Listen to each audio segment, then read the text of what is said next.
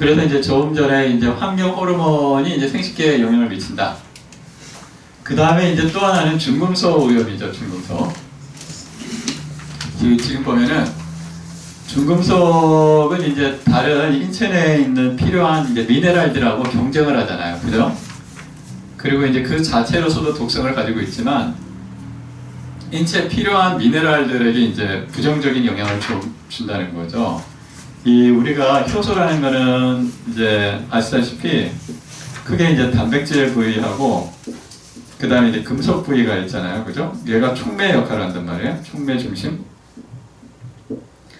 그런데 이제 금속은 뭐 나트륨이나 칼륨 뭐 이렇게 일가 이온들이 있고, 그죠? 일가 이온, 나트륨 양이온 일가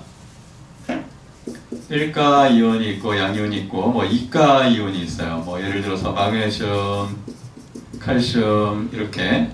또 3가 이온도 있잖아요. 뭐 알루미늄, 그죠? 그러면 이제 같은 이제 전하량을 가진 녀석들, 이런 녀석들은 비슷하게 이제 역할을 한단 말이에요. 또 뭐 수은, 그죠? 플러스 1가잖아요. 이런 것들하고 이제 경쟁을 한단 말이죠. 또 망간, 2가 있잖아요. 또 철은 3가도 있고 2가도 있고 왔다 갔다 하잖아요. 그래서 이 금속들이 서로 이제 장 내에서 흡수할 때도 경쟁을 하고 또 이제 기능을 할 때도 구조적인 면에서도 얘들이 경쟁을 한단 말이에요. 그래서 예를 들어서 뭐 알루미늄 같은 경우 칼슘 대신에 들어가기도 한단 말이에요. 그래서 이제 수은 같은 것도 마찬가지예요. 수은도 지금 수은이 H잖아요. 이런 것들이 나트륨이나 칼륨하고 경쟁을 해가지고 이제 기능을 교란시킬 수 있다. 그래서 인체 전반에 이제 영향을 미칠 수 있단 말이에요. 예를 들어서 마그네슘이다 하면은 마그네슘 하나지만은 효소 300종류의 영향을 준단 말이에요.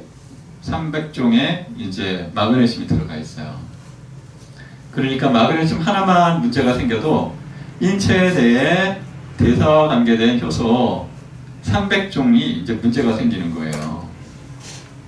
예, 그러니까 이제 이런 거를 예측을 하기 어렵죠. 왜냐하면 사람들마다 이제 유전적인 요인도 다르고, 그죠? 또 기능도 다르고, 신체의 어떤 장기도 다 다르잖아요, 그죠? 그러니까 똑같은 마그네슘이 결핍된다 하더라도 어떤 사람은 뭐 간의 손상이 될 수도 있고, 어떤 사람은 뭐 근육의 손상이 될 수도 있고, 또 특히 이제 마그네슘 같은 경우는 사이클릭 AMP라고 해가지고 ATP 신호 전달 체계에 얘도 영향을 준단 말이에요. 마그네슘 같은 게 세포 내에서도. 또 뭐 예를 들어서 뭐 아연이다. 아연 같은 경우는 유전자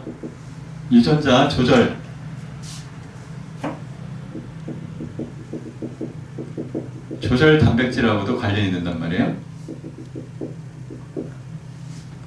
그러니까 이제 마그네슘이 문제가 된다. 그러면 마그네슘 자체도 문제지만 마그네슘이 유전자를 조절하는 단백질의 중심 원소란 말이에요. 징크핀더라고 그러는데 유전자를 막 조절하는 이제 단백질들이 있는데 이 단백질 중심에 아연이 들어간단 말이에요. 그래서 이제 지금 이제 수은만을 이야기했지만 사실은 수은만 문제가 되는 게 아니라 다른 중금속도 관계가 된다. 이제 이렇게 이제 이해를 하실 필요가 있어요. 그러면 이제 가임 남성하고 이제 불임 남성이 있는데 지금 우리나라에 지금 그 점점 이제 출생아 수도 줄어드는데, 그죠? 또 문제는 이제 출생아 10년 사이에 기형아가 3배 증가했다고 말씀드렸잖아요. 근데 앞으로는 더 심각해질 거다. 그리고 또 실제로 아기를 낳고 싶어도 못 낳는 사람도 또 증가하고 있어요 지금. 그래서 지금 정부에서 뭐 그 수정하는 거 인공 수정 2번까지 무료 정부에서 지원해 주잖아요. 그죠? 한 번 수정 시도하는데 300에서 500 든다고 그러거든요. 그 정부에서 의료비도 나가고 있잖아요 지금. 우리 저 시골에 네. 대화 쪽에 네. 분교에 9명인데 8명이 이주해온 내가 저기 뭐라고 해서 뭐라고 해요? 기농하신 분들이. 아니 동남아시아 뭐 이런 데서 네. 다문화 가정 네. 자녀고 네. 그 한 명이 네. 그 저기 그 동네 그 순수 이제 우리나라 사람이 결혼해서 난 애들인데 근데 걔가 따돌림 당한대 딸을. 9명 중에서 한 명이 딸을 당하는데 걔가 딸을. 거꾸로 돼요. 그러니까 지금 시골에 가보면은 조금만 이렇게 가면은 그죠? 전부 예. 다문화 가정 아이들이요. 다문화 베트남, 뭐 네. 필리핀 결혼해서 그 지금 비채식인의 경우는 연령별로 봤을 때 지금 보면은 지금 수은 농도가 3.12mg/kg이란 말이에요. 또 50세가 넘어가면은 거의 뭐 7, 2배 이상 증가를 하게 되는 거예요. 이게 중금속이 한번 붙어버리면은 배출이 잘 안 된다는 거예요. 근데 채식인은 그 양이 거의 10분의 1 내지 20분의 1밖에 안 되는 거예요. 그 다음에 이제 또 활성산소 문제도 있어요. 활성산소. 우리가 이제 산화를 하잖아요. 산소하고. 그죠? 산소를 이용해가지고 이제 에너지를 내게 되는데, 산소 400개 중에 한 개는 활성산소가 된다는 거예요. 그러면 이제 이 활성산소가 면역계에서 침입자를 방어하는 데 사용된단 말이에요. 활성산소가. 400개의 산소가 있는데 하나가 활성산소가. 그렇죠. 예. 그러니까 상당히 많은 양이 이제 생성이 되는 거예요. 특히 이제 뇌나 뭐 간 이런 데는 이제 미토콘드리아가 많잖아요. 그죠? 미토콘드리아가 많단 말이에요.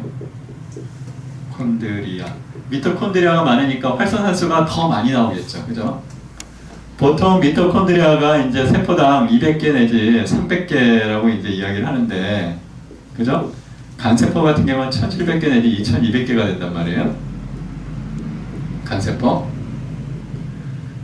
또 뇌세포는 이보다 더 이제 못지않게 많겠죠. 그러니까, 왜냐하면 이제 아시다시피 뇌 같은 경우는, 뇌는 이제 그 신체 몸무게의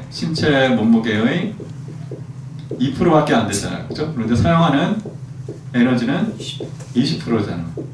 사용하는 에너지가 20%라는 건 산소 이제 사용량도 20%라는 이야기예요. 비례적으로. 그죠? 그러니까 무슨 말을 쓰면 활성산소도 그만큼 많이 나온다. 이제 이렇게 볼 수가 있어서, 이 활성산소는 문자 그대로 활성이라는 뜻은 반응성이 크다는 뜻이잖아요. 반응성이 크다. 반응성이 크다는 거는 뭐 전자를 주거나 받는 성질이 크다는 거예요. 전자가 들어가거나 나가면 뭐가 바뀌는 거죠? 구조가 바뀌는 거죠. 구조 변화가 되는 거예요. 구조가 바뀐다는 이야기는 기능이 바뀐다는 거죠. 그러니까 정상적일 때는 생리 현상이지만 이게 이제 생리 그 범위를 벗어나게 되면 질병으로 들어가는 거죠. 질병. 가장 대표적인 게 염증이잖아요.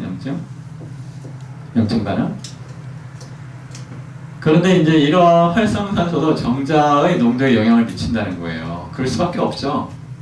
그래서 지금 보면은 이제 정자 농도가 지금 활성산소 수준이 이제 낮을수록, 그죠? 정자 농도가 높아져요. 그죠? 지금 보시면 정자 농도가 크다. 그럼 활성산소나 이런 게 적잖아요. 그죠? 그래서 정맥류 불임, 정관 절단 복구 불임, 자연 발생 불임, 감염성 불임 이런 게 있는데, 이제 수치가 지금 반비례 관계다. 이제 이렇게 이야기하고 있고. 파스타에다가요. 네. 파스타에다가 파스타 100g에 천연초를 7%인가 넣었는데 네. 활성산소가 90.12%가 소거된 그래요? 네, 그거 저 논문 나왔어요. 그러면 그런 거를 파스타로 만드시면 괜찮겠다. 파스타 만들기 힘들죠. 아니, 기계하고 한 60만 원이 사요. 그러니까 어쨌든 천연초가 활성산소 제거에 큰 도움이 돼요. 전에 네. 내 목동에 이제 어머니가 계셔서 자주 갔는데 거기에 그 천년초 칼국수집 예. 아주 잘 됐어요. 그래요? 그쵸. 그 천년초 그 칼국수 그게 파랗게 나오더라고. 분말이 파랗게. 그렇게 그렇게 아니 뭐 소화가 500원 1000원 비싸도 그렇게 사 먹을 것 네. 같아요. 그 어차피 사람들이 밖에서 먹는 거니까. 지금 저 누가 사람들이- 우리 시골에 천년초 막국수집이 생겼어. 그래요. 우리 집에서 천년치 안 사더라. 그러니까 이게 저는 이렇게 수업을 하면서 사람들이 야 이런 걸 좀 응용하면 정말 다양한 걸 만들 수 있을 텐데 그런 생각이 많이 들어요. 그러니까 좋다 하면은 네, 사람들이 몰려들고 그렇죠. 건강해서. 그러니까 뭐든지 자기가 이게 중요하다고 사람들에게 알려줘야 그 사람들이 알지 네. 알려주지 않으면 몰라요. 알려져서 근데 일이라는 것도 이것저것 다 할 수는 없고 역할 분담을 역할을 딱 해야 되고 할 수 있는 것만 딱 해가지고 그것만 집중해서 그렇죠. 가야지 그냥 이것저것 하다 보면 될 것도 안 돼. 맞아요. 저도 그렇게 생각합니다. 좀 예, 그래서 이제 ROS가 리액티브 옥시전 스피시스 해가지고 활성 산소종이에요. 리액티브 옥시전 스피시스 종이라는 건 스피시스잖아요. 그래서 활성 산소가 이제 여기 보세요. O2에서 여기 위에가 하나 이렇게 있죠. 전자가 하나 남는다는 얘기예요. 그러면 항상 전자는 이제 짝으로 있어야 된다고 말씀드렸잖아요. 왜냐하면 전자는 우리가 시계 방향으로도 돌지만 반시계 방향으로도 돈단 말이에요. 이제 전하를 가진 물체가 원운동을 하게 되면 자기장이 발생한다고 말씀드렸어요. 그래서 하나가 시계 방향 돌면 하나는 반시계 방향으로 돌아가지고 서로 상쇄가 돼야지 안정해진단 말이에요. 그런데 이제 이런 활성 산소종들도 활성 질소종들도 있어요. 이런 활성, 그러니까 쉽게 반응을 한다는 이야기는 이 전자가 남아 돈다는 거예요. 또는 모자란다는 거죠. 그래서 지금 뭐 G6PD, NADPH, NADPH 산화효소 이런 것들이 이제 활성산소에게 영향을 주고 이것들이 제대로 역할을 하지 못하면 이제 유전자나 단백질 또 지질 이런 데에다 이제 막 부딪히는 거예요. 쉽게 말해서 폭주족이 되는 거예요. 폭주족. 폭탄이 되는 거죠. 쉽게 말해서 폭탄이 돼가지고 폭탄 터지는 데는 뭐 일정한 장소 안 가리잖아요.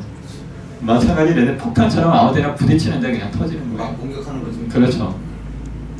뭐 특정한 타켓을 뭐 두고 이렇게 부딪히는 게 아니라 그냥 가까이 있는 게 그냥 터지는 거예요. 그러면 지질 근처에 있으면 지질이 산패가 되는 거고 유전자에 붙으면 유전자가 손상되는 거고 단백질에 부딪히면 단백질이 이제 엉겨가지고 아미레이드 베타 그러면 침해가 되는 거고. 근데 저게 내부 피폭이 아니라 내부에 손상이 되니까 큰 거 아닌가요? 그렇죠. 또 이제 DNA 같은 경우는 얘가 이제 유전자가 조절되면서 단백질이 또 만들어지잖아요. 그러니까 증폭되는 거죠, 문제가. 또 이러한 손상된 거는 대부분 이제 세포 자살이라고 해서 스스로 세포가 죽어야 되는데 그렇지 못하는 경우가 있죠. 암세포 같이. 그럼 이제 이게 암으로 발전을 하는 거죠. 그런데 정자에게도 똑같이 영향을 준다는 거예요. 그래서 정자 상태와 활성산소의 관계를 보면은 정상인이 정자 농도가 69 곱하기 10의 6승이니까 100만 개죠. 6,900만 개거든요. 밀리리터당. 1ml에 6,900만 개예요. 그러니까 우유 한 팩에 250ml죠?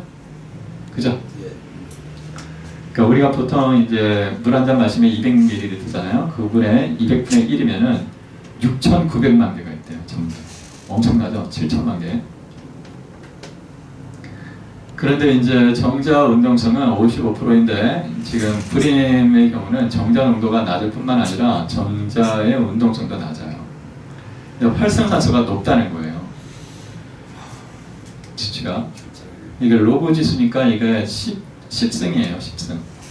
그러니까 단순히 이게 1.3하고 3이면 3배가 아니에요. 10의 3승이니까 거의 1000배 차이가 나는 거예요. 그 다음에 이제 지금 상당히 문제가 되고 있는 게 이제 살충제, 제초제, 글리포세이트예요. 그죠? 지금 이제 세계적으로 이제 글리포세이트가 글리포세이트는 글리포세이트잖아요. 그러니까 글리신하고 포스페이트는 인산이라는 뜻이잖아요. 그래서 글리포세이트는 글리신이라는 아미노산하고 이제 인산기가 더 붙어 있는 거예요. 이제 글리신은 그때 수소 해가지고 NHCO 이제 이렇게 돼 있잖아요. O 해가지고 인산기가 이렇게 붙어 있단 말이에요. 그래서 얘가 글리신인데 글리신에 인산기가 붙어 있는 거예요. 인산기는 마이너스 전을 띄고 있잖아요. 아미노기는 플러스, 카르복시기는 또 마이너스. 그런데 이제 글리포세이트가 하는 역할이 킬레이트 역할을 한단 말이에요. 기본적으로. POO입니까? 지금 저기 등에 네, POO. 네. PO 쪽 O. POO 이중결합이고 이제 적들이 하나. 네. 그러니까 얘들이 이제 전하는 글리신보다 전하가 더 많은 거예요. 그러니까 킬레이트 역할을 한단 말이에요. 킬레이트는 금속 흡착을 하잖아요. 자석처럼. 그리고 이제 글리포세이트가 하는 역할이 식히미산이라고 하는데 식히미산을 원료로 해가지고 방향적 아미노산들을 만든단 말이에요. 이 이제 효소가 있는데 이 효소를 글리포세이트가 차단한단 말이에요. 기능을 못하게. 그러니까 이제 방향적 아미노산들이 합성이 안 되는 거죠. 그러니까 이 시키미산이 이제 방향적 아미노산이 되는 걸 시키미 경로라고 그러는데 시키미산 경로. 이 경로를 가지고 있는 게 식물, 미생물, 그다음에 균류, 곰팡이 이런 것들이 가지고 있어요. 근데 동물은 없다고 이제 얘기하는 거거든요. 그래서 이제 안전하다고 이제 허가가 났는데 이제 몬산토에서 한 게 뭐예요? 몬산토에서 한 게 이 효소를 약간 변형을 시켰어요. 변형 효소를 만드는 유전자를 콩에다 집어넣은 거죠. 그리고 옥수수. 이제 콩, 옥수수 이런 데다 이제 집어넣으니까 이제 그때가 이제 허가를 받은 게 이제 GMO인데 이런 효소는 일반적인 효소는 이제 글리포세이트 해가지고 손상이 되는데 변형 효소는 글리포세이트가 작용을 못한다는 거예요. 구조가 바뀌어가지고. 그리고 이 효소를 유전자를 콩에다 집어넣는 거예요. 그러니까 이제 이게 허가가 1995년 여기 나오죠.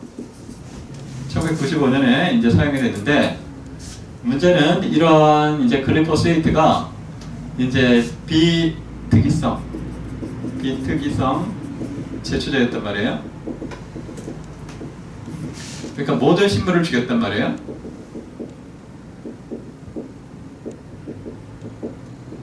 그러니까 비특이성 제초제니까 모든 식물을 죽이니까 우리가 이제 농작물 재배 시에는 사용을 못했어요.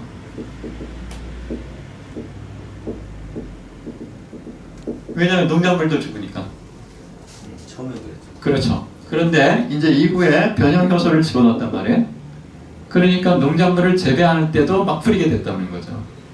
왜냐하면 이 시키미산 경로의 효소를 변형을 해왔기 때문에 글리포세이트를 뿌려도 얘들이 안 죽는단 말이죠. 그래서 지금 글리포세이트 사용량이 계속 증가를 하고 있죠. 그죠? 그래가지고 이제 특허가 2000년인가 2000 몇 년경에 끝났는데 문제는 얘가 발암물질이라는 거예요. 특히 이제 시토크롬이라는 이제 경로를 이제 손상을 시킨다. 이제 이렇게 이야기를 하고 있어요. 그래서 이제 시토크롬이 하는 역할은 이제 조금 이따가 나오겠지만 여기 이제 글리포세이트는 이니비트 시토크롬 P450이라는 건 450 나노미터를 흡수한다고 해서 이제 시토크롬. 시토크롬인데 시토는 세포라는 뜻이잖아요. 세포, 사이토, 셀. 크롬이라는 것은 컬러, 색깔이에요. COL로라. 그래서 이제 이 녀석이 색깔을 냈기 때문에 시토크롬이라고 했는데 P450 파장을 이제 흡수를 한단 말이에요. 그런데 이 이제 시토크롬이 이제 미토콘드리아에서 핵심적인 역할을 해요. 그러니까 미토콘드리아가 하는 역할들이 많은데 특히 이제 그 중에 하나가 이런 스테로이드 이제 물질들을 합성을 해요. 이제 스테로이드는 이제 스테로이드 호르몬들을 만들죠. 그죠? 아까 오늘 배운 여성 호르몬, 남성 호르몬, 프로게스테론, 또 이제 미네랄 코르티코이드, 알도스테론이라고 그러죠. 미네랄 코르티코이드. 이제 이거 알도스테론. 남성 호르몬은 이제 프로데스테론, 테스토스테론. 또 여성 호르몬은 이제 에스트라디올이 대표적인 거고, 그다음에 코티졸. 그죠? 코티졸은 뭐라고 얘기하냐면 글루코코르티코이드라고 그러죠.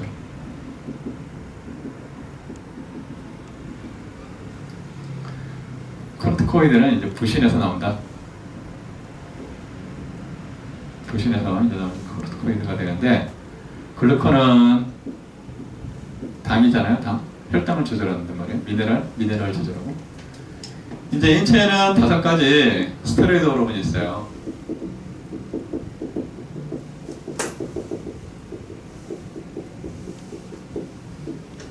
그런데 전부 다 콜레스테롤 골격을 가지고 있어요.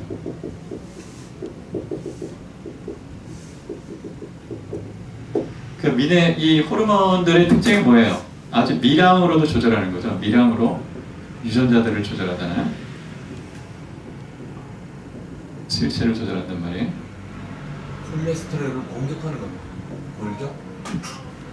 콜레스테롤 이른다? 콜레스테롤 합성을 이제 시토크롬이 하거든요. 이런 이제 합성들을 시토크롬이 하는데, 시토크롬하고 결합을 해버린다는 거. 시토크롬은 기능을 못하게 하는 거죠. 글루코세이트가. 그러면 이런 호르몬들이 이제 적절하게 양이 만들어져야 되는데 이걸 못 만든다는 거예요. 그러면 이제 인체 내 유전자 조절 스위치가 고장이 나는 거죠. 그러면 이제 인체의 거의 모든 세포에는 스테로이드 호르몬들이 이제 만들어지잖아요. 특히 간 이런 데서. 이런 걸 이제 못 만드니까 부신 이런 데서 만들어야 되는데 잘 못 만드니까 인체 전반에 이제 문제가 생기는 거예요. 그리고 이제 또 하나는 이제 시토크롬 계열은 이제 철이 중심이 돼가지고 이 전자 전달계의 핵심적인 역할을 해요. 지금 이게 미토콘드리아잖아요. 미토콘드리아는 이 외막과 내막, 이중막으로 되어 있잖아요. 그죠? 지금 여기 보시면은 이 미토콘드리아가 외막이 있고, 그죠? 그 다음에 이제 안에 내막이 이렇게 있단 말이에요. 그죠? 그러니까 이 막이 2개예요. 그러니까 외막하고 내막이 있고, 내막은 이렇게 크리스테, 이렇게 능선 구조가 있단 말이에요. 이렇게 능선 구조를 하면서 표면적인 증가를 하는 거죠. 그래서 이 내막에는 이 ATP 합성 효소가 있는데, 전자 전달계, 그리고 TCA 사이클, 이런 것들이 효소가 있단 말이에요. 그리고 이제 전자 전달계하고 이제 TCA 사이클이 결국 하는 역할이 뭐냐면, 여기서 보시면 시토크롬, 그러니까 시트릭 애시드, TCA 사이클이 나오고 시트릭 애시드에서 이 TCA 회로, 똑같은 얘기거든요. TCA 회로예요. TCA 회로를 돌면서 결국 하는 역할이 NADH, FADH를 만들어요. 그래서 NAD가 이제 전자를 수소 이온을 이제 제공을 하고, FADH가 전자를 제공을 하는 거예요. 그래가지고 FADH에 있는 것과 FADH2에 있는 수소 이온이 이 내막에 있는 효소를 통해 가지고 바깥으로 나간단 말이에요.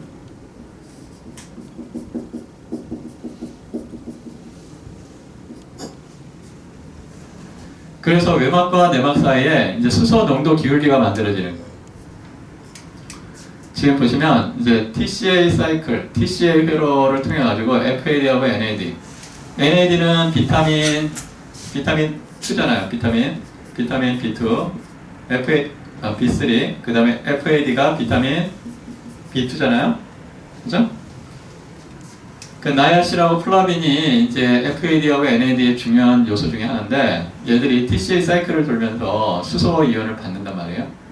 수소 이온을 받아가지고 지금 내막에 있는 전자 전달계를 통해 가지고 수소 이온을 내막과 외막 사이에 농도 기울기를 만드는 거예요. 그래서 지금 보시면 다시 이제 모식도로 나타나는 게 이게 외막이고 이게 내막이란 말이에요.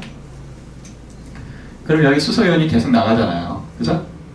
그래서 이 내막과 외막 사이에 수소 농도 기울기를 만들어서 이 미토콘드리아 내부와 이 중간 사이 이 공간에서 이제 전기 화학적 기울기를 만드는 거예요. 전기 화학적 기울기를 만들어 가지고 농도가 높으니까 얘들이 내막 안으로 수소가 들어오게 되는데 그때의 동력을 이용해 가지고 ADP와 인산을 결합을 시켜 가지고 ATP로 만드는 거예요. 그게 이제 이 그림이거든요. 그럼 이게 왜 중요하냐 하면은 시토크롬이 여기 있다는 거예요. 시토크롬이 여기 있어가지고 수소 이온을 바깥으로 내보내는데 중요한 역할을 해요. 이 시토크롬이 지금 보시면 산소하고 이제 결합을 해가지고 H2를 만들잖아요.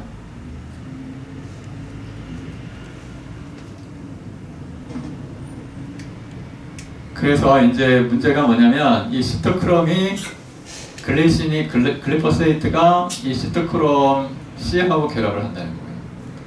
그러면 어떻게 되겠어요? 이 농도 기울기가 제대로 못 만들어질 거 아니에요. 그러면 이제 에너지를 못 만들게 돼요.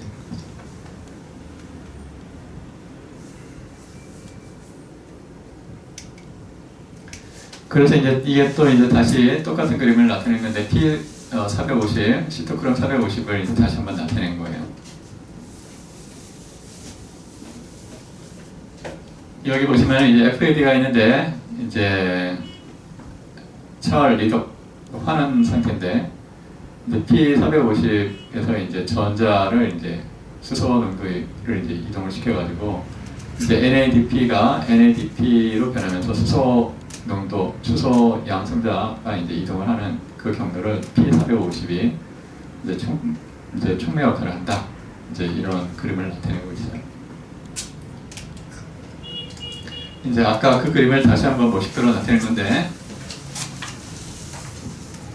그래서 지금 보면은 일렉트로케미컬 그레디언트, 전기화학적 기울기라고 이제 표현을 하잖아요. 한글로는 이제 전기화학적.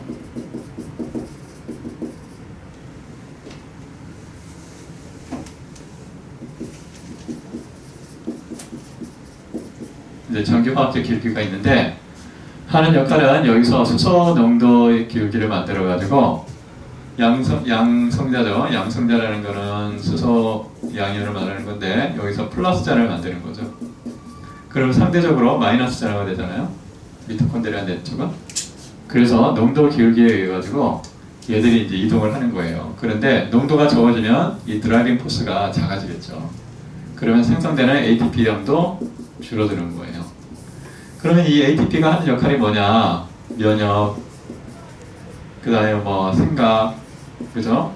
또 활동, 또 효소 반응, 인체의 생물들의 거의 모든 활동에 영향을 주게 되는 거예요. ATP가 줄어들면 면역 기능이 떨어지죠. 그럼 쉽게 감염이 되는 거잖아요. 또 생각을 제대로 못하게 돼요. 그러니까 우울하게 되죠. 또 불안, 뭐 이런 거.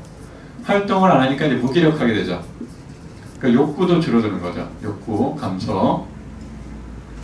뭐 새로운 걸 배우고 싶다 이런 생각이 없어지는 거죠. 쉽게 말해서. 또 효소 반응이 안 되니까 어떻게 돼요? 인체 내 여러 가지 뭐 염증도 제대로 많이 만들어질 거고, 그죠? 또 소화가 제대로 될까요? 소화가 안 되죠. 소화가 안 되니까 대사가 안 되고, 그러니까 비만 같은 게 증가하겠죠. 그 다음 혈액도 고지혈증 같은 게 나오는 거죠. 그래서 이제 이런 ATP를 만드는데 핵심이 이제 시토크롬인데, 시토크롬 자체가 이제 인체 전반에 대한 에너지 공급을 제대로 못하게 된다. 글리포세이트 때문에.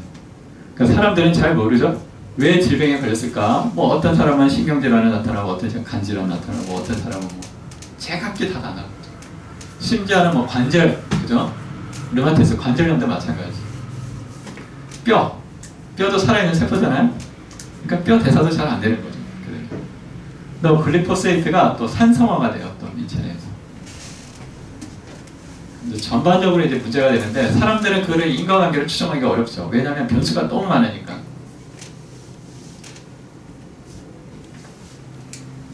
그래서 이제 전기화학적 기울기, 우리가 일종의 전압, 그러니까 미토콘드리아 막은 전압, 여기서 수소 농도 이온 전압을 만드는 거예요. 플러스 마이너스 전압을. 그래서 그 전압의 차이, 전기화학적 기울기, 전압의 차이를 이용해가지고 ATP를 만드는 거예요. 이제 지금 똑같은 얘기를 다시 한번 복습을 하고 있는 거예요, 지금. 그래서 지금 보시면, 이제 우리가 음식을 먹으면 예를 들어서 포도당이다 그러면 포도당 하나가 이제 피루부산 2개로 되잖아요. 피루부산 2개로 변한 다음에 얘들이 TCA 사이클을 간단 말이에요. TCA 사이클. 그러니까 아스티코에로 돼가지고 TCA 사이클에서 FAD하고 NAD가 나오면 그 다음에 FAD와 NAD가 전자 전달기로 간단 말이죠. 그래서 하는 역할이 수소 농도 기울기를 만드는 거였어요. 그래서 포도당이 피루부산화가 되는 건 세포질에서 일어나는 거고 이거 해당 과정이라고 그랬어요. 그 다음에 첫 번째 해당 과정, 두 번째 TCA 사이클, 세 번째 전자 전달계. 이렇게 우리가 에너지를 낼 때는 3단계를 거치는데 우리가 이제 TCA 사이클하고 전자 전달계를 담당하는 게 미토콘드리아라고 말씀드렸잖아요. 그죠? 미토콘드리아. 해당 과정은 산소가 필요 없고, 그죠? 그 다음에 전자 전달과 TCA 사이클에서 산소가 필요하고, 호기성 호흡을 한단 말이에요. 호기성, 얘는 현기성. 그러면 이제 호기성 이제 호흡을 하는데 이게 이제 이 모식도가 아니라 이제 회로를 나타낸 거예요. 그래서 이제 글루코스, 포도당은 피루부산으로 변한단 말이에요. 피루부산 2개로 나눈단 말이에요. 글루코스는 6탄당, 피루부산은 3탄당. 이제 그 다음에 아세틸코에로 들어간단 말이에요. 아세틸코에로 들어간 다음에 옥살아세트산. 옥살아세트산은 C4잖아요. 얘는 C2. 그래서 시트르산 C6가 된단 말이죠. 그래서 이제 글루코스는 피루부산을 거쳐가지고 아세틸코에로 간 다음에 C2로 한 다음에 옥살아세트산 C4하고 결합해서 시트르산 C6가 되는 거예요. 그래서 지금 이거는 세포질에서 일어나는 거고, 그죠? 그런데 이제 지방산의 경우는 지방산은 베타 산화를 한단 말이에요. 그래서 베타 산화를 통해 가지고 지방산 2개씩이 끊겨가지고 바로 여기 베타 산화라고 되어 있죠. 베타 산화를 해가지고 바로 아세틸코A로 변한단 말이죠. 그 암세포는 미토콘드리아가 고장나 있기 때문에, 그죠? 포도당만 이용할 수 있다. 그죠? 암세포들은 요 밑에 과정이 다 고장났단 말이에요. 그러니까 암세포들이 하는 역할은 글루코스, 포도당을 이용해가지고 피루부산을 만들어가지고 ATP를 2개를 만든단 말이에요. 그죠? 이제 정상세포는 이 미토콘드리아, 여기 미토콘드리아인데 미토콘드리아에서 지금 30에서 32개의 ATP를 만든다. 이제 이렇게 이야기를 했어요. 그래서 지금 하는 역할이 뭐냐면 얘들이 회로를 돌면서 여기 탄소 6개짜리가 여기서 CO2 2개가 나오면서 탄소 2개를 잃어버리고 이제 결국 하는 역할이 FADH, NAD가 NADH가 되고 FAD가 FADH로 가가지고 이 FADH하고 NADH가 이렇게 가가지고 이제 NAD 플러스로 변하면서 수소 농도를, 여기 있는 수소를 지금 내보내는 거예요. 그죠? 이렇게 해가지고 수소를 내보낸단 말이에요. 그래서 전기화학적 기울기를 만든다. 그런데 그 중간 역할을 하는 게 시토크롬이다. 근데 시토크롬을 글리포세이트가 손상을 시킨다. 그래서 글리포세이트가 이 시토크롬을 손상을 시키니까 어떻게 되겠어요? 수소 농도 기울기가 안 만들어지겠죠. 네, 보셨어요?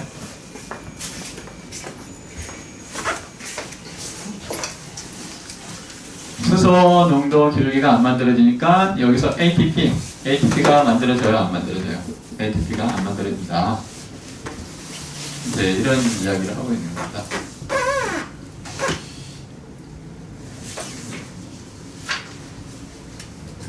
슬라이드 38에 가고 있습니다. 슬라이드 38.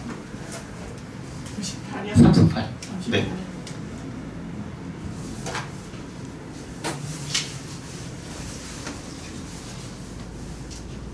그래서 이제 글리포세이트가 이 우리 암에 거의 90% 이상의 영향을 준다. 이제 이렇게 이야기를 하고 있는데 그럴 수밖에 없는 게 암이라는 거는 미토콘드리아가 고장이 난 거잖아요. 그죠? 그런데 글리포세이트가 공격하는 첫 번째 타겟 중에 하나가 미토콘드리아에 있는 핵심 요소인 시토크롬이에요. 시토크롬이 손상되니까 모든 이제 기능이 ATP가 이제 못 만들어지는 거죠. 그러니까 생물체는 이제 환경에 적응하는 존재라고 한다면은 시토크롬이 손상이 되니까 지금 미토콘드리아 내로 에너지가 안 가겠죠, 나중에는. 그죠? 그래서 세포질에서만 이제 작용이 이제 계속 일어나는 거죠. 그게 이제 암이다. 이렇게 볼 수가 있습니다.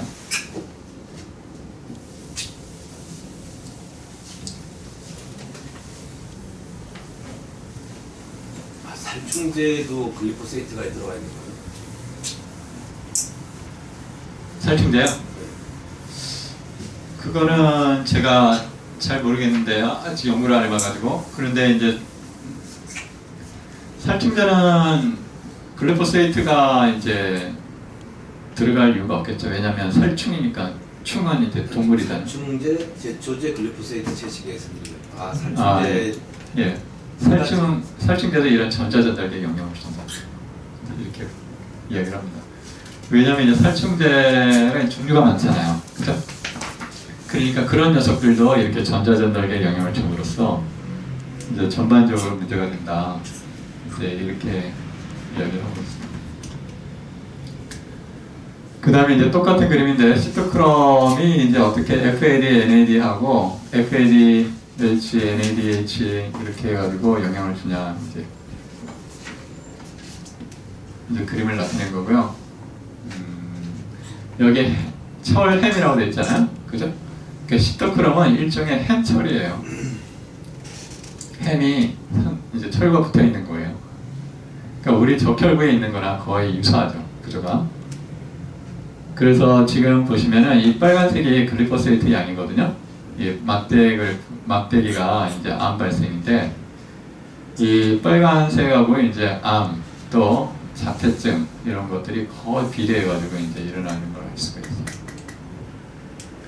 이제 정자와 난자의 수정 관련 보면은 이제 난자가 있는데 이제 정자가 접촉을 하게 되면은 첨체에서 가스분해 요소가 나온다고 합니다.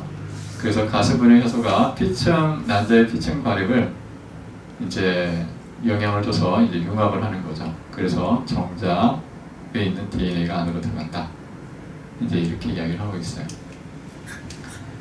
이제 태아 프로그래밍 가설이 있는데 태아 상태에서 이제 엄마가 이제 임신을 하게 되면은 엄마의 호르몬이나 엄마의 이제 신체 상태가 태아에게 환경이 되는 거죠.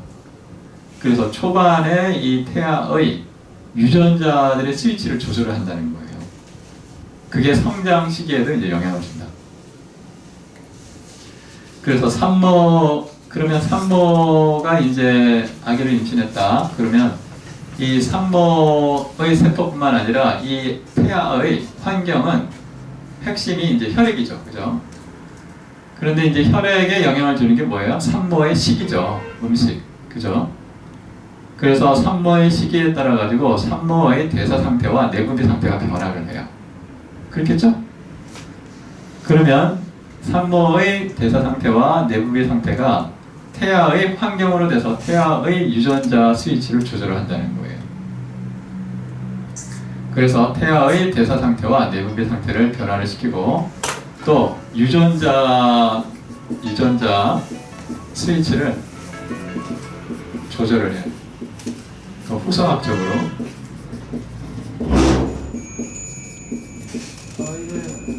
조절을 하게 되는데 이 후성학적으로 조절된 스위치가 성장 후에도 영향을 미친다. 이제 이렇게 볼 수가 있어요.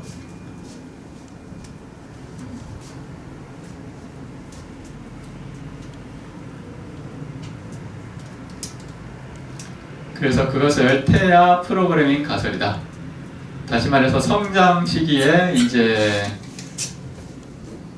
인체 이 생리와 질병을 태아 시기에 이미 거의 결정한다. 이제 이렇게 이야기를 하고 있습니다. 이제 태아 이제 엄마의 혈액과 태아의 혈액은 이렇게 붙어 있지 않아요. 혈관은 붙어 있지 않고 태반 장벽을 통해 가지고 확산이 되는 거예요. 중요한 게 이제 영양소와 노폐물이 확산을 통해 가지고 얻어진다는 거예요. 확산. 반투막을 통해 가지고.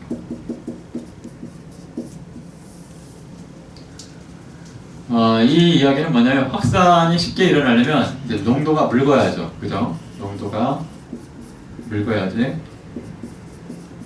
확산이 쉬워요. 이제 엉겨 있으면 안 되는 거죠. 그래서 임신 시기에는 모체 태반에서 이제 태아 태반으로 확산에 의해서 영양소가 이동하거든요. 근데 혈액이 묽어지면서 확산 과정이 효율적으로 되는 거예요. 그런데 이제 그래서 이제 임신을 하게 되면은 혈액이 묽어져요.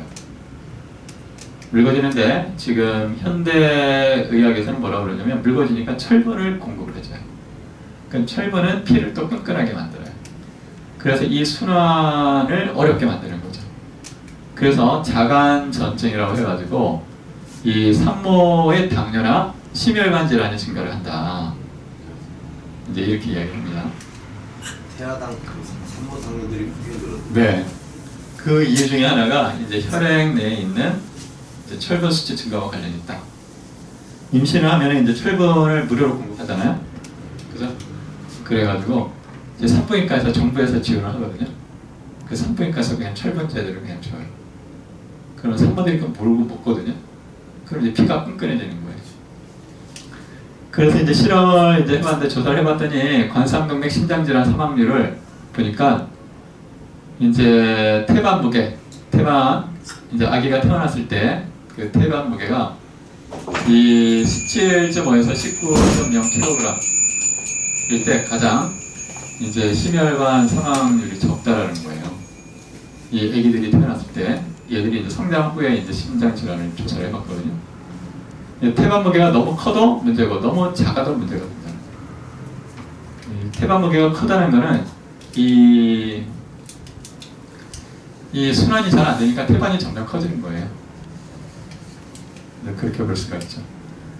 그리고 이제 그 생선 섭취량을 보니까 녹색 채소가 7배 이하일 때 육류 섭취가 증가하잖아요. 이거는 이제 뭐예요? 채소 섭취는 적고 육류 섭취는 더 많은 거죠.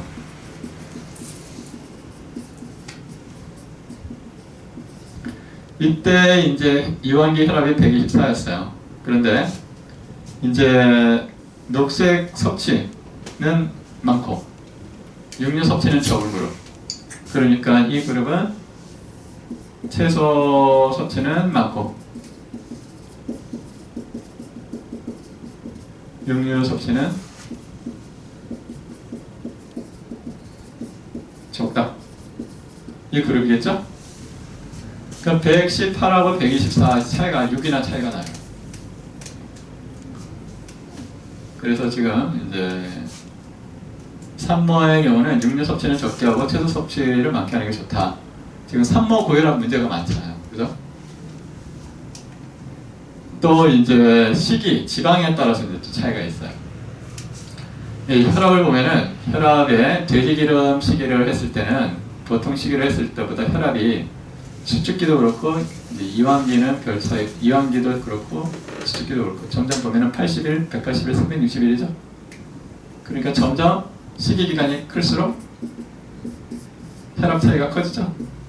그죠?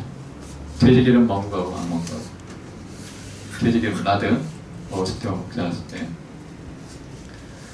그래서 이제 임산부 임신을 했을 때는 이렇게 돼지기름을 섭취를 제한하는 게 좋다. 혈압을 낮추기 위해서 이제 이렇게 할 수가 있습니다. 잘 안 먹는 게 좋다 이거죠. 그렇죠. 왜냐하면 돼지기름을 먹으면 혈압이 증가를 하잖아요. 그죠? 여기 이완기도 증가하고 수축기도 증가하고 혈압이. 그죠? 여기 위에 있는 거는 이제 수축기잖아요. 그죠? 수축기라.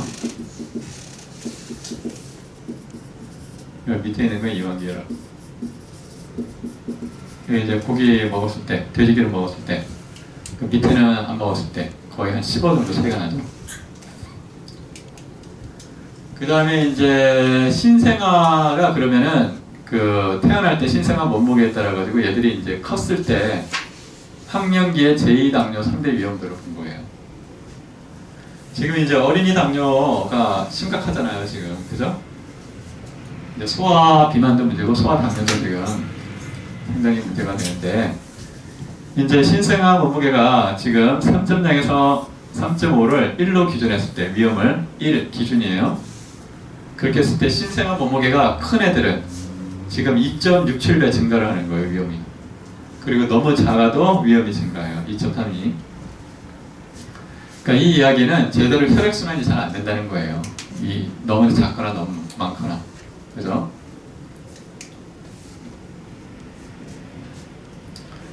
그래서 이제 그 태아 프로그래밍 가설이 타당하다. 이제 이렇게 이야기를 하고 있습니다.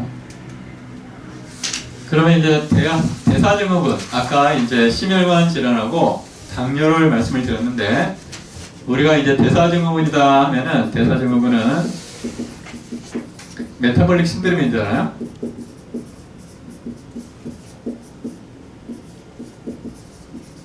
메타볼릭이 이제 신드롬인데, 신드롬이라는 거는, 증후군이라는 거는 사전적 의미로 원인이 불명확한 거예요.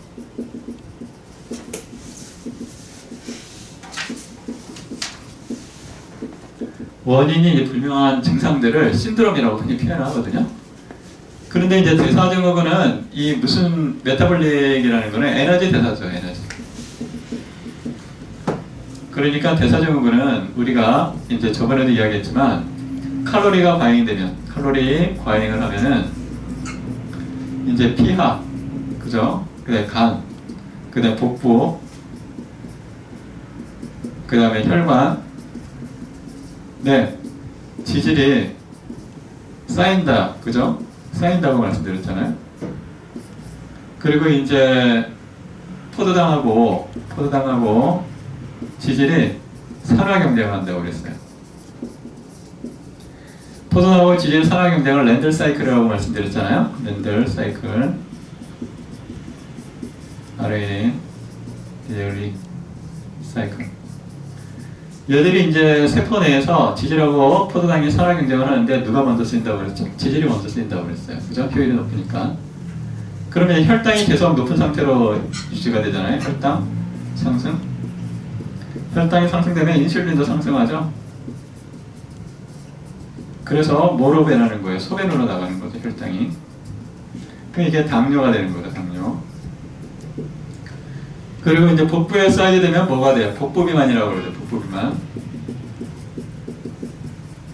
또 혈관에 쌓이면 뭐라고 그래요? 고지혈증이 되죠. 또 혈당이 상승하니까 이제 피가 끈끈해지니까 혈압이 증가를 하는 거죠. 그죠? 혈압 증가. 고혈압이죠, 고혈압. 고혈압이면 이제 신장이 손상되는 거죠. 신장 손상. 또 이제 시신경도 손상되고,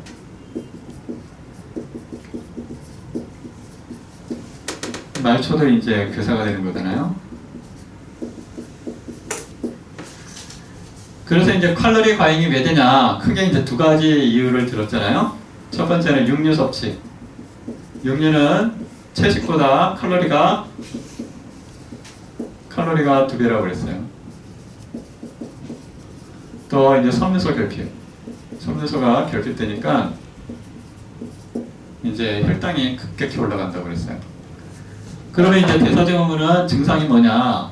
대사증후군은 이제 기준이 여러 가지가 있는데, 첫 번째는 뭐예요? 뭐 혈관, 고지혈증, 복부 비만, 또 이제 당뇨, 그죠? 그다음 혈압, 이런 게 이제 대사증후군의 기준이에요.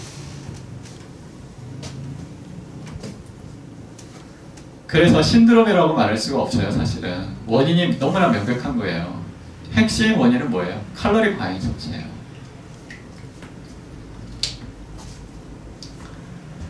그래서 이제 대사증후군의 원인은 기본적으로 칼로리 과잉 섭취와 이제 저장이 되는 건데, 처음에는 피하에 저장이 됐다가 그 다음에 간에 저장이 되고, 그 다음에 더 이상 저장을 될 데가 없으면 복부에 이제 저장이 되고, 복부에 저장이 될 데가 없으면 혈관에 쌓인단 말이에요.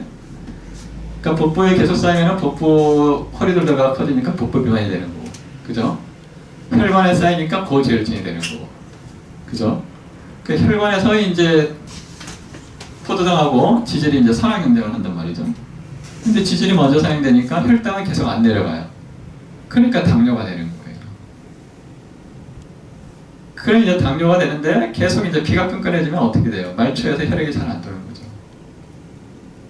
그러면 이제 발가락이 이제 썩기 시작을 하는 거죠. 혈액이 순환이 안 되면 산소가 공급이 안 되고, 그죠? 노폐물도 제거가 잘 안 되니까 조직이 괴사가 되는 거죠.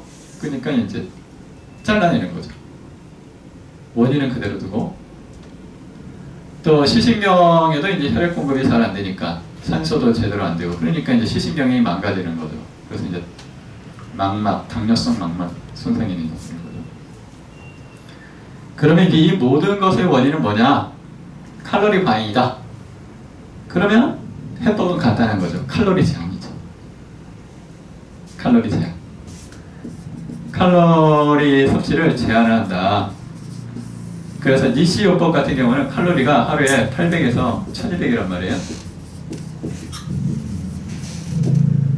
이제 암 같은 경우도 마찬가지야. 암도 칼로리 보통 섭취량의 20 내지 30% 감소를 시키면 암 증식이 억제가 돼요. 동물 실험에 의하면. 사람도 마찬가지고. 왜냐면 이제 먹을 게 없으니까. 특히 이제 암 같은 경우는 미토콘드리아가 고장나 있다고 그랬잖아요. 그죠? 미토콘드리아가 고장나 있기 때문에 포도당 섭취를 제한하면은 지질만 이용이 돼가지고 이제 암은 점점 소멸된다. 그때 주의할 점은 암이 이제 괴사되면서 독성 물질을 방출하기 때문에 이제 마그밀 같은 걸 잘 섭취를 하셔가지고 독소를 잘 배설해 주셔야 된다. 안 그러면 간이 해독을 못해가지고 간독성으로 사망할 수도 있다. 마그네슘을 많이 섭취해요? 마그밀. 네. 마금을 어떻게 먹어요? 마그밀은 뭐냐면, 마그밀은 이제 수천화 마그네슘 제제예요. MgOH2. 그래서 약국에 가시면 200알에 10,000원이에요. 보통 한 5달 먹으면 흡수가 나온다 그러는데 해보니까 10알 정도 드셔야 돼요. 10알 정도 드시고, 그 다음에 미지근한 물. 한 번에 열알 먹어요? 네, 한 번에 10알 드세요. 며칠씩. 네. 이제 자기 몸에 독소를 배설하고 싶은 만큼 한 3, 4일 정도면 몸이 좀 맑아지는 것 같아요. 하루에 열알씩? 네. 그리고 물을 한 2리터 정도, 미지근한 물을 2리터 정도 드시잖아요. 한꺼번에 드시면 힘들고, 이제 컵에 따라가지고 한 잔씩 이렇게 드시면 이제 설사가 나와요. 한 3시간 내지 4시간 후에. 한 3시간 내지 4시간 후에 설사가 나오거든요. 설사가 한 2-3번 될 거예요. 하루에. 그럼 이제 노폐물이 쭉쭉 빠져나가는 거예요. 이제 신장이 많이 손상되어 있는 사람은 좀 위험할 수 있으니까 조심하시고, 그래서 이제 먹는 음식을 잘 조절하시고, 또 이렇게 원인을 잘 이해를 하셔가지고 하면 문제가 없죠. 그런데 이제 태아의 경우는 대사증후군이 왜 생기냐? 산모가 영양이 부족하다. 영양이 부족하다는 이야기는 영양이 너무 과잉이어도 문제가 되는 거예요.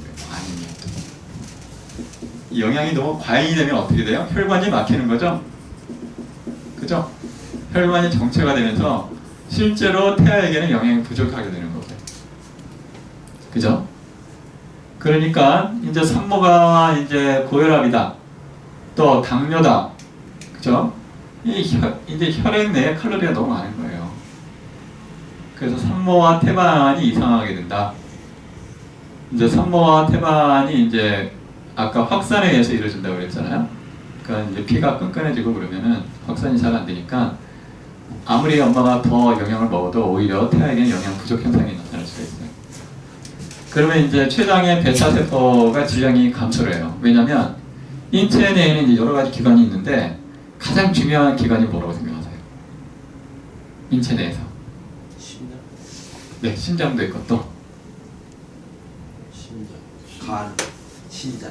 네, 뇌죠, 뇌. 아, 그러니까 네. 다 빼놓고. 네. 뇌가 이제 제일 첫 번째로 보호를 해줘야 돼요. 그래서 뇌로 일단 에너지를 보낸 다음에 나머지 기관으로 들어가는 혈액을 줄여요. 혈액량, 폐하가 발달 단계에서. 800 내지 1200 그거를 그게 3호를 위한 칼로리 리밋이에요? 아니, 산모가 아니고 이제 일반인들. 일반. 네, 일반 칼로리죠. 네, 산모는 보통 근데 암 걸리면은 저기 칼로리를 더 많이 먹으라고 그러는 거 아니에요? 이제 그거는 이제 현대 이제 의료에서 항암 요법을 하기 위해서 많이 먹으라고 그러죠. 그런데 우리는 요법이 아니고 뭐예요? 자연 요법이죠. 자연. 자연 치유. 세포의 스스로의 치유. 굶는 처방이에요? 굶는 처방이라기보다는 세포 스스로 쓰레기를 없애는 처방이죠. 그러니까 케톤식으로 먹으면 풍부하게 먹을 수가 있으니까. 그렇죠. 이제 케톤식을 하셔야 되죠. 케톤식을 하면서 인슐린 분비를 줄이고. 그렇죠. 예. 그래서 저장 덜 되게 하면서 그렇죠. 간식을 갖다가 2, 3일 정도 하면 그렇죠. 쓰레기가 나간다. 그렇죠. 논리는 너무나 간단해요. 근데 일단 쓰레기가 어느 정도 나가면 그거를 회복해야 되는 거 아니에요? 그렇죠. 당연하죠. 예. 근데 그거를 본인들이 어떻게 알아요? 저게 의사의 컨트롤에서 진행되나요? 이거는 이제 아직 진행된 바가 없죠. 그 수하면 누가 걸려요? 수하면 왜 걸려요? 자기가 식이 그냥 자기가 조절하는 건데.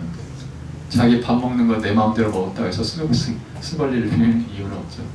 근데 내 밥 세 그릇 먹은 거 두 그릇 먹었다고 누가 고소하는 사람이 있어요. 그 미친 사람이죠. 근데 저는. 저기 박사님은 저거를 가리키는 거잖아요. 네. 그러면 만일에 저거 하다가 문제가 네. 생겼다. 네. 그러면은 책임 안 지는 거죠? 책임을 제가 질 수는 없죠. 왜냐하면 저는 학문적으로 이론적인 걸 설명을 드리는 거지. 제가 만약에 프로그램을 돌리다가 이제 문제가 생겼다면은 거기에 대해서 이제 책임을 질 이유가 있겠지만 학문적으로 이야기하는 건데. 근데 우리는 네. 배워서 저거를 가리키면 네. 들은 사람이 하다가 네. 무슨 문제가 생겼다. 아직까지 문제가 생긴 경우는 없죠. 이제 그렇죠. 오히려 이제 이게 문제가 되죠. 잘못해가지고. 내용을 모르고 무대뽀를 단식하다 죽은 사람 몇 명 있어요. 이제 이치를 모르는 거죠. 이치를 모르고 자기 마음대로 단식을 하다가 굶어 죽는 것보다는 이렇게 이치를 알고 자기가 자기 상황을 스스로 이제 예측을 하고 그럴 수는 있겠죠. 그러니까 이제 지금 이제 많이 이제 듣는 사례가 이제 병원 같은데 전전하다가 항암 치료를 하고 몸이 다 망가지잖아요. 세포들을 왜냐하면 세포 주기를 다 정지를 시켜버리니까. 그 세포 주기를 정지시켜버리면은 유전자가 이제 제대로 기능을 못하니까 소화효소도 제대로 안 나오고 소화효소가 안 나오니까 소화도 잘 안 되고 그런데 의사들은 많이 먹으라고 그러고 그러니까 먹다가 토하고 이제 이런 사례들이 대부분이거든요. 제가 듣기로는. 그러면 이제 그렇게 하다가 몸이 거의 기력이 없어요. 그리고 자연 치유하는 데 또 가요. 자연 치유하는 데서 뭐 이런 이치적인 게 있어요? 없잖아요. 경험적인 걸 이야기하잖아요. 소금으로다가 관장. 네, 소금집으로 관장하고 뭐 레몬 먹게 하고. 최동원 씨 그래 죽었잖아요. 네, 최동원 야구 죽었어요. 최동원 씨가 위암인가가 걸렸는데 아 그래요? 죽었잖아요. 그 저기 마지막에 그 치유하는데 가가지고 저기 소금물 관장을 했대요. 근데 그 전까지 네. 거기가 어마어마하게 사람들 많이 고치고 잘했는데 최동원 씨 가서 한번 죽는 말은 뭐 네. 정말 그러니까 이제 저는 이제 과학이 중요하다고 생각을 하는데 과학이라는 거는 어느 정도 이제 범위가 있어요. 그죠? 분포도가 있단 말이에요. 그러니까 분포도에서 이제 변이의 어떤 분포를 우리가 예측할 수 있어요. 그 변이의 어떤 예측을 할 수 있다는 거는 위험의 수준을 어느 정도 예측할 수 있는 거예요. 지금. 위험한 그럼, 자리까지 그렇죠. 가지 말아야 그렇죠. 된다는 그거죠. 그러니까 지금 이제 설명을 드리면은 이렇게 이제 칼로리 제한을 했는데 이렇게 이제 문제가 생겼을 때 이제 칼로리가 어느 정도 있어야지 이런 해독도 할 수가 있잖아요. 그죠? 그 사람이 완전히 기력이 다 떨어졌는데 단식을 하겠다. 그러면 이제 죽는 거죠, 그 사람. 칼로리를 제한하라는 거지 완전히 먹지만 않는. 그렇죠. 그리고 그 독소를 해독을 하려면은 이제 리소점이 필요하잖아요. 그죠? 리소점이 필요하고 리소점은 산성 가수분해 요소가 있는 거잖아요. 그 리소점 내를 산성화 시켜야 되거든요. 그러려면 산성화 되려면은 ATP가 필요해요. 왜냐하면 농도 기울기에 역행해가지고 수송 농도를 올려야 되니까. 제가 이제 사담을 하자면 네, 우리 아들은 저기 의사인데 네. 전서 호킨스 나왔어요. 선교사 네. 하고 싶는데 이제 와서 그 저기 뭐야 클리닉에서 일해요. 네. 근데 나는 네가 선교사가 하려고 그러는 사람이 그냥 그렇게 편안하게 있느냐. 근데 엄마 이렇게 죄수들이 그 어떻게 하면 의사를 갉아먹는가 그것만 생각인데 그래서 뭐를 하려 그래도 저 사람이 나를 어떻게 또 하려는가 겁이 나서 그게 언제든지 신경이 이렇게 날 누가 긁어먹어요? 아니 그러니까 이제 좋지 않은 사람들 꼭 죄수. 예. 그 의사니까 뭔가 이분은 좋은 뜻에서 해주려고 하는데 네. 악의적으로 이 의사를 네. 뭔가 돈을 갖다 긁어먹든지 뭔가 네. 취해서 이 사람을 안 좋게 한다. 그런 사람도 있죠. 그런데 그런 사람은 제가 생각할 때 10명 중에 1명도 안 될 거예요. 그런데 가만히 보니까 감옥에 들어앉아서 그것만 연구하더래요. 그러니까 그런 사람도 있는데 네.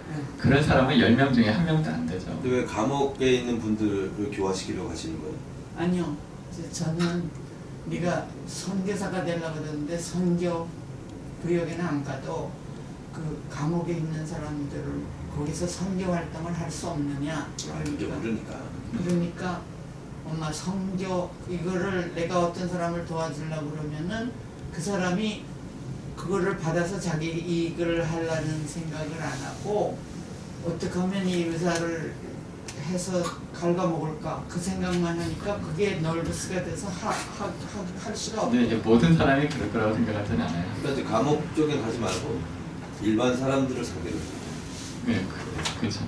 근데 이제 저는 이제 이건 개인적인 얘기지만 저는 이제 너싱홈을 해서 그 너싱홈 거를 했다가 코스토디얼 케어라 그래요. 그냥 먹여주고 편안하게 해주다가 죽을 때까지 해주는 거. 그걸 이제 나라에서 보정하고 그러니까 이제 그게 좋은 직업이잖아요. 근데 저는 그런 데는 얼마든지 딴 사람이 돈을 잘 버는 돈 그러니까 하려고 그러잖아요. 근데 저는 이런 거를 가르쳐서 하게 하려고 그러잖아요. 이제 자연치를 하게 하려고 그러잖아요. 그런데 누가 저는 이렇게 해서 키토제닉 다이어트를 한다 이렇게 누구 하라 그런 말을 못 하겠더라고요. 그러다가 뭐라도 끈을 잡아서 이렇게 하면은 저만 혼나는 거잖아요. 무슨 보정이 없고.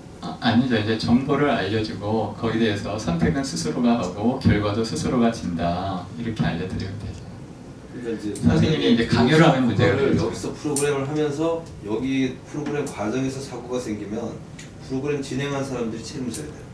근데 내가 교육을 시켜서 본인이 했어. 그건 아무 책임을 안 가져. 그렇죠. 예를 들어서 내가 당근이 좋습니다 했는데 당근 먹다가 죽었다. 그 저보고 당근 너 왜 좋다고 그랬냐 이렇게 소송을 할 수는 없죠. 의료행위 중에서 예를 들어서 이제 뭐 이렇게 침 가리키고 이런 게 있어요. 내가 침을 가리켰어. 돈을 받았어. 걸려요. 네. 의사 자기가 없는데. 근데 이 교육을 했어요. 교육을 예를 들어서 무료로 해줬어. 근데 본인이 가가지고 하다가 잘못했어. 책임 없어요. 그렇죠. 선생님이 직접 시술을 하는 문제가 되는데 시술을 한 게 아니면 의료법에 걸릴 수가 없죠. 자기 몸을 좋게 해주는 강의를 해줬어요. 무료로. 근데 그거 들은 사람이 가가지고 자기가 했어. 문제가 됐어. 잘못해가지고. 제대로 하자. 죄 없어. 저기 말이에요. 네. 포도당이 네. 이제 산화 경쟁을 하는데 이제 우선 당분 네. 당분을 섭취하면은 예를 들어서 꿀을 먹는다든가 네. 그러면은 그것도 저런 혈당 상승하고 인슐린 과다가 되고 그런 그렇죠. 이제 많이 드시면 그렇겠죠. 뭐 조금 드시는데 문제가 되겠습니다. 그리고 또 하나 지질이 하여튼 포도당하고 랜들 산업행정에서 지질이 우선 먼저 네. 포도당으로 되는 거 아니에요? 지질이 포도당이 되는 게 아니라 아스티코에로 네, 변해요. 아스티코에. 그런데 그 지질이 이 견과류에서 나오는 지질하고 육류 지질하고 다르죠. 이제 포화지방이 다르죠. 포화지방도 다르고, 그러니까 이제 포화냐 불포화냐가 또 다르고, 그 다음에 이제 지질의 사슬 길이가 이제 중세인지 장세인지에 또 따라 다르고. 이제 그러니까 지질이 먼저 얘기할 때 케톤체로 변한다고 했잖아요. 예, 중세지방산. 네. 네. 근데 그 지질이 육류 지질이냐 또는 식물성 지질이냐 거기 차이가 이제 이렇게 볼 수가 있겠죠. 이제 지방이 이제 포화 지방이냐, 그 다음에 이제 불포화 지방이냐, 이제 이런 게 차이가 있을 수가 있고요. 그 다음에 이제 단세 지방산이냐, 중세 지방산이냐, 또는 이제 장세 지방산이냐, 이제 이런 문제가 있을 수가 있겠죠. 그죠? 그러니까 단세는 탄소 4개 이하, 중세는 탄소 6개에서 12개, 장세는 14개 이상이잖아요. 그죠? 그 다음에 이제 불포화 지방도 이제 또 차이가 있을 수가 있죠. 왜냐면 불포화 지방도 이제 오메가3 계열이 있고 오메가6 계열이 또 있잖아요. 그죠? 이제 또 그리고 이제 불포화 지방도 또 하나가 이제 또 이제 단일 불포화가 있고 다가 불포화가 있잖아요. 그죠? 굳이 그러자면 이제 불포화 지방이 좀 더 이제 세분화가 될 수가 있는데, 이제 불포화 지방이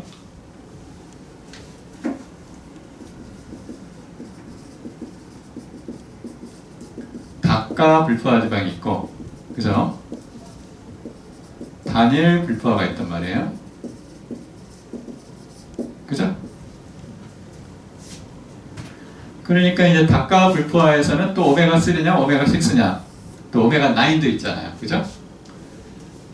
그러니까 우리가 이제 지방이라고 이야기하지만 지방은 상당히 종류가 많은 거예요. 어떻게 보면 단세, 중세, 그죠?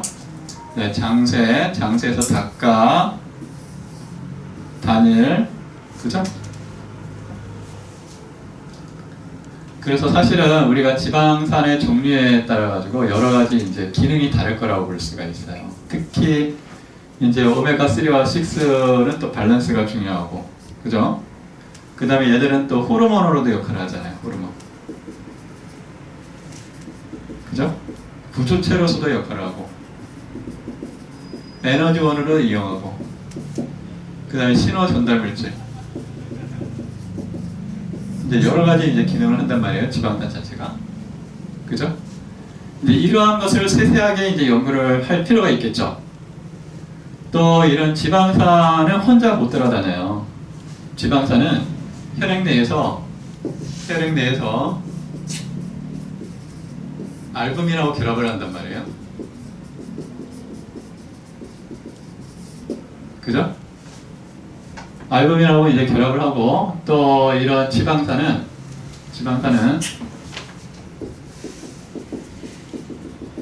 분해하고 합성하는데 또 호르몬들의 영향을 받는단 말이에요. 호르몬하고 자율신경의 영향을 받아요. 또 영양소, 미네랄, 그 다음에 에너지 수준, 이런 데 대해서 이제 영향을 받는 거예요. 그래서 이런 거를 또 예를 들어서 질병이 있다. 그러면 이제 질병에 의해서도 이제 영향을 받겠죠. 그죠? 질병, 뭐 암이나 뭐 당뇨, 심혈관 질환. 또 암도 종류가 여러 가지잖아요. 당뇨도 그렇고 심혈관 질환도 여러 가지고. 이런 세세한 것을 우리가 심층적으로 연구를 해야 되겠죠. 그런데 이런 음식이 인체 내에 얼만큼 심층적으로 영향을 주고 있나 이런 연구를 안 하죠. 돈이 안 되잖아요. 네. 그러니까 연구가 된다 하더라도 아주 초보적인 수준에 지금 머물러 있는 거죠. 그리고 대부분의 연구는 단별량적 연구로 끝나요. 단별량. 단별량 연구라는 거는 뭐 오메가3를 많이 먹었더니 뭐가 좋다더라. 1대1 대응 관계로 이야기하는 거죠. 그런데 인체는 그렇게 1대0 대응 관계가 아니거든요. 그죠? 이제 다별량적 개념으로, 연속적 다별량적 인과 개념으로 연구를 해야 되는데 이제 그러한 통계 기법을 아는 사람들 제한이 돼 있고 또 이런 연구를 하려면 뭐 좀 하면 좋겠지만 이제 안타까운 현실이죠. 그러니까 저기 저 오메가 3는 뭐요 항산화 작용을 하고 오메가 6는 염증성, 예, 염증 유발. 있다. 네. 그러면 오메가 6는 하나도 인체에 들어가지 못하게 오메가 3만 아니죠. 그럴 수는 없는 거지. 그럴 수 없는 게 아니라 이제 오메가 6도 필요하죠. 멈추기도 해야지. 그렇죠. 피가 안 옮기면 안 되죠. 여기 상처가 났잖아요. 그렇죠. 피가 이제 멎어야 되는데 그게 이제 저 균형이 필요하다. 이거. 그렇죠. 보통 1대1 내지 3대1. 그래서 이제 태아의 경우도 영양이 부족하면 세포 질량에 영향을 줘가지고 신생아에게 영향을 부족해서 성인에게서도 이제 베타 세포 양이 줄어드는 거죠. 성인의 베타 세포 양이 줄어들었는데 이제 영양 과잉이다. 그러면 이제 쉽게 베타 세포가 기능을 잃어버리는 거죠. 그러니까 당뇨에 걸리고 대사증후군이 된다. 이제 프로그래밍 가설이 이제 이렇게 이야기되고 있습니다. 계속 질문이 죄송한데요. 네. 마금이를 이제 아까 말씀하셨다시피 거의 세포가 끝났네요. 이제 지저분한 부분을 이제 이렇게 네. 청소해 줄 때 이제 하는데 네. 2, 3일 정도. 그리고 이제 마금이를 먹었어요. 그 다음에 이제 죽 같은 거나 뭐 그런 걸 그럼 그 다음에 먹어야 되고 시기를 마금이 먹고 이제 설설 그렇게 해서 독소를 빼고 네. 그 다음에 식을 어떻게 그냥 깊은 식으로 그냥 해도 되고. 이제 제 생각에는 이제 일단은 그 농도가 좀 중요한 것 같아요. 그러니까 이 고형물 상태로 바로 먹으면은 별로 안 좋죠. 인체가 이제 부담이 되니까. 죽 같은 거. 그렇죠. 상식적으로 이제 우리가 자연 상태를 생각을 해볼 필요가 있을 것 같아요. 무슨 말씀이냐면 우리가 이제 그 농경사회 이전을 이제 생각을 해보면, 그죠? 농경 이전에는 뭘 먹었냐? 과일을 먹었단 말이죠. 근데 과일은 그때 말씀드렸다시피 단 과일, 탄수화물 과일이 있고, 그죠? 그 다음에 지질 과일이 있단 말이에요. 탄수화물 과일은 먹어서 단 과일이죠. 지질 과일은 지방 과일, 그죠? 견과류, 그리고 부드러운 잎을 먹었단 말이에요. 이거는 이제 대부분의 우리 인체 크기 또는 이상의 영장류의 주식이에요.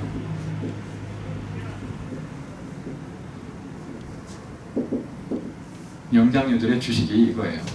그러니까 이제 비교 생물학이 상당히 중요하다고 생각하는데 우리가 위치가 어디 있냐? 그럼 영장류들이 먹는 걸 비교를 해보면 영장류들이 13종이가 이렇게 되는데 전부 다 채식을 해요. 영장류들이. 고기를 먹는 영장류가 없어요. 영장류가 뭐예요? 영장류? 네. 그러니까 이제 두 발로 걸어 다니는 거. 두 발로 걸어 다니고 이제 사람처럼 손 이렇게 자유롭게 이제 쓸 수 있고. 그러니까 이제 우리가 진화론적 관점에서는 정말 네. 이제 침팬지 같은 거 있잖아요. 침팬지. 오랑우탄. 고릴라, 오랑우탄. 그렇죠. 고릴라. 사람하고 거의 비슷하게 생겼잖아요. 이런 것들이 있는데 이런 이제 침팬지가 인간보다 작잖아요. 그죠? 네. 그 몸 크기가 클수록 채식 비율이 높아요. 그런데 침팬지가 고기를 전체 섭취량의 5% 미만이에요. 근데 얘들이 주로 뭐 먹냐면 곤충을 먹어요. 곤충. 5% 미만인데 동물성.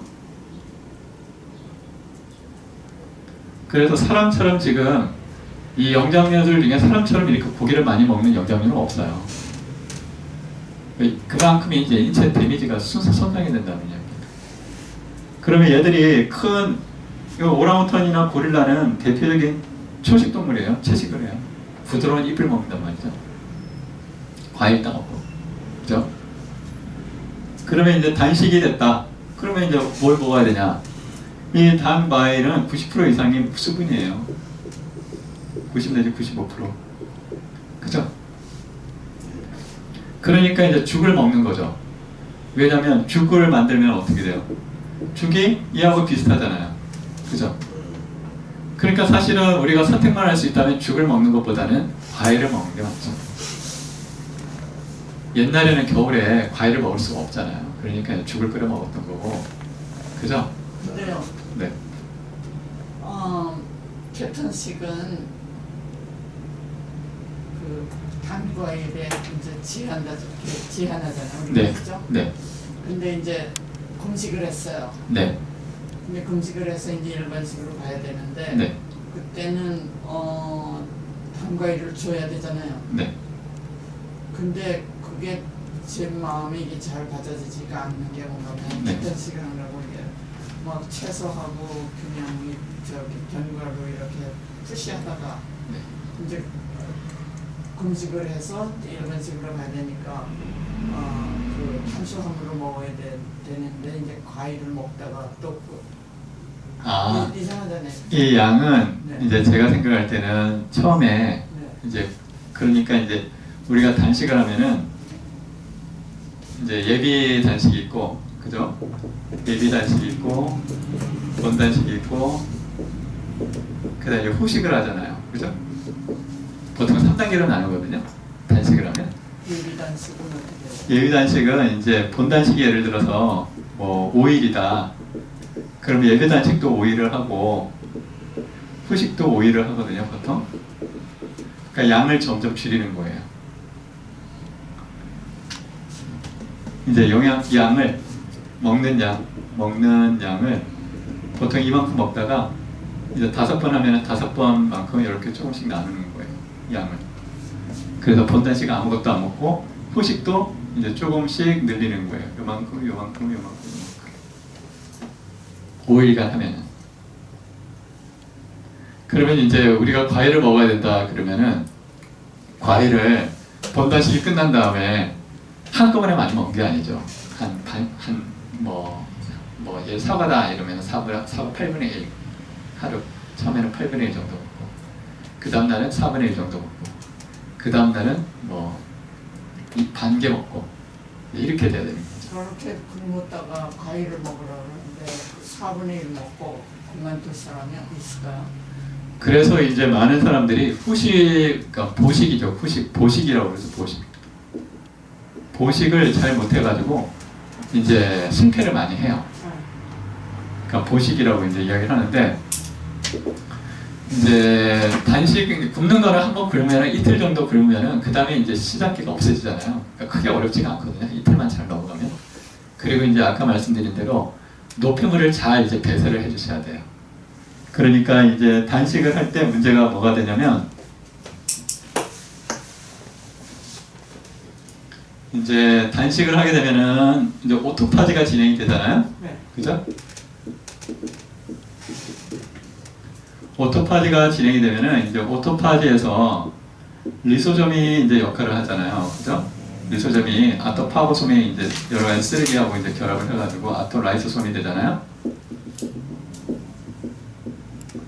그래가지고 이제 포도당, 또 아미노산, 그 다음에 지방산, 또 뉴클레오티드 이런 게 이제 만들어지잖아요. 그죠? 만들어지는데 또 하나의 문제는 뭐냐면 이 리소점이 산가수분해 요소잖아요.